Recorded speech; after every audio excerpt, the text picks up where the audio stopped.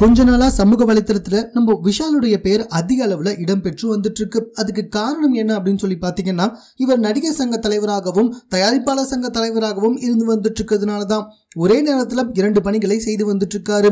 கடன் சுமை வேற, அப்பப்போ முதுகு வலியால அமெரிக்காவே ஹாஸ்பிட்டல் வேற போய் அட்மிட் ஆகி வந்துட்டு இருக்காரு. இந்த நிலைமையில தயாரிப்பாளர் சங்க கட்டிடத்துக்கு பூட்டு போட்டதுனால அந்த பூட்டை திறக்க போய் அப்போ வந்துட்டு அரெஸ்டும் ஆயிருக்காரு.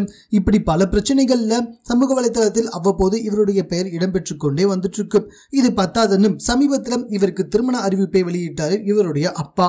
அதுக்கு விஷால் அவர்கள் 2 நாளைக்கு முன்னாடி தான், ஆமா அது உண்மையான விஷயம்தான், நான் அனிஷா அப்படின்ற பொண்ணை லவ் பண்ணிட்டு இருக்கேன், நாங்க 2 பேருமே எங்க வீட்டுக்கிட்ட பேசி சம்மதம் வாங்கியிருக்கோம், எங்களுடைய நிச்சயதார்த்தம் ரொம்ப சீக்கிரமா நடக்க போதும், அதுக்கப்புறமா நடிகர் சங்க கட்டிடத்திலேயே எனக்கு திருமணமும் நடைபெறும் அப்படின்னு சொல்லியிருக்காருங்க.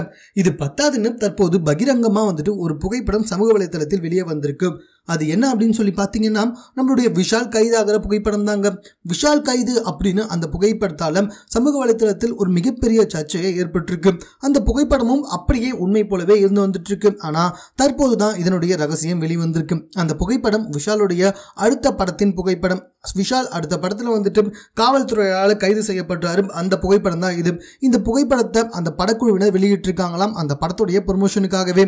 அந்த படக்குழுவினர் நினைச்சது ஓரளவுக்கு சரிதாங்க. ஏன்னா அந்த புகைப்படம் தற்போது சமூக வலைதளத்தில் ரொம்ப வைரலாகி போயிட்டு இருக்கு.